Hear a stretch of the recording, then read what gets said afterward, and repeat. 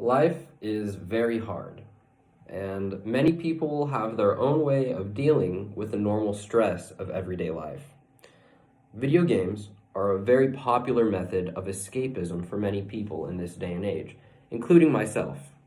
However, like many other people who have ADHD, it took priority over the things that actually mattered in my life.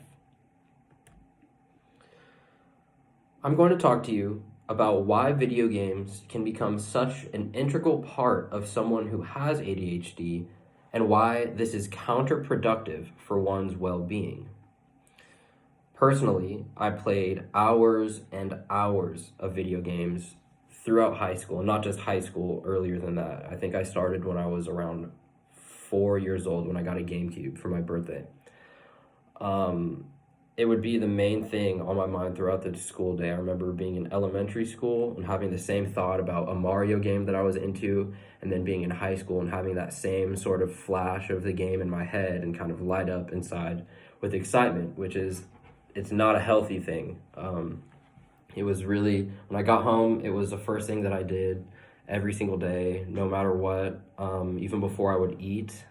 And this led to me having a ton of issues throughout my entire life, completing daily tasks and schoolwork because all that my brain wanted was to play video games. And I've even gone through breaks where I stopped playing video games for months at a time, even I think almost up to a year, but it's still extremely hard for me to do tasks the way that I think I should be able to. Even having ADHD, I know it would be a little harder for me to do tasks, but I feel like I struggle more than someone with ADHD. And I blame all, I really do believe it is because of the amount of time I spent playing video games when I was younger.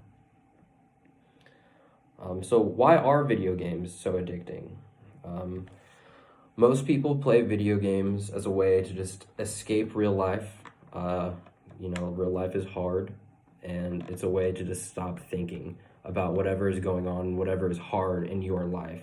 And some people just like to live a separate life through whatever characters are in the game, but it's just a way of escaping your stress and not thinking about the things that you don't want to think about, that you can't stop thinking about.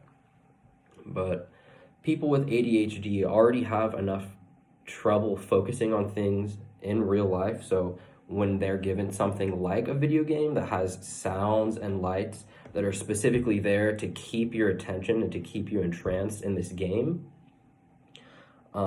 it's not really fair for them. They have no choice but to get kind of swallowed into this game.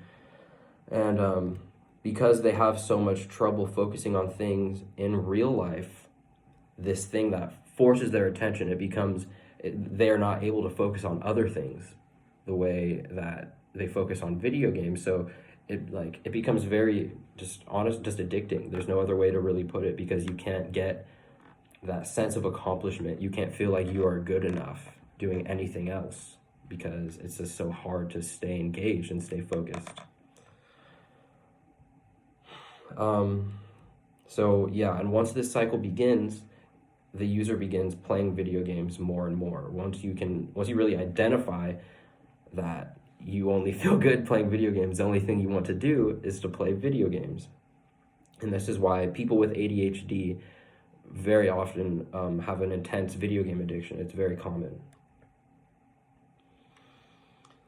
There was actually a study done on 2,801 individuals, mostly white males, testing the time spent playing video games weekly.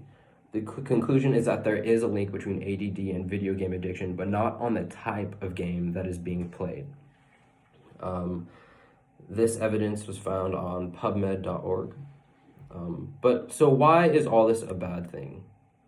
So all of this is a bad thing because once you get into this cycle of just playing video games and getting that sense of fulfillment in life from that becomes your main sense of fulfillment. So where you should be getting fulfillment from other things in life, like having a job, doing well in school, even just like eating well and cleaning, none of that stuff makes you feel good. It's not there. So a lot of things are neglected in real life, a lot of important things, especially schoolwork. For me, it has always been schoolwork that has suffered because of my issues. Um,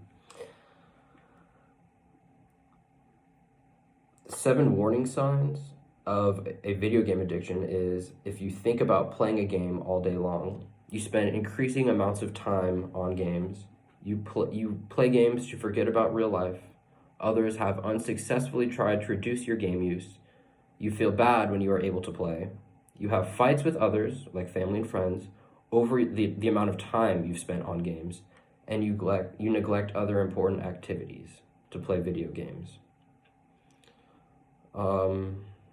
So all of these these are all the warning signs. It says if you have 4 or more, then it is clear that you have a video game addiction.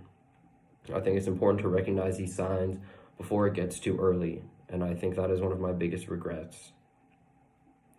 And as you play, like I said, life gets more and more unimportant.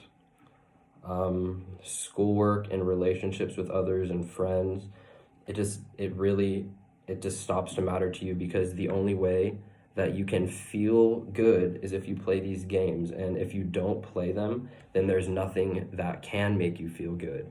And that's why, like, there's a lot of videos on YouTube of kids that get their video games taken away from their parents, and the kids like lose it. And it's a funny video, but I think with this understanding, you can kind of, I guess, sympathize with the kid that is freaking out, just because you can see that they have formed this negative addiction in their brain, where the only way that they can feel like they are good enough is to play these video games.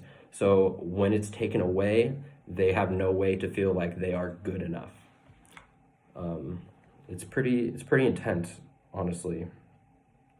And the more you start to depend on this, the worse it gets. So years and years of doing this, it can just really, it can mess you up once you're older in life. So we can conclude that video games truly have a negative effect on individuals that suffer from ADHD, and we understand how exactly it can hinder the performance and enjoyment of real life. Video games are a luxury and should only be used in moderation, like all things in life. But for some people, especially those with attention problems, may be better off never getting exposed to them. I know that I wish that I never was.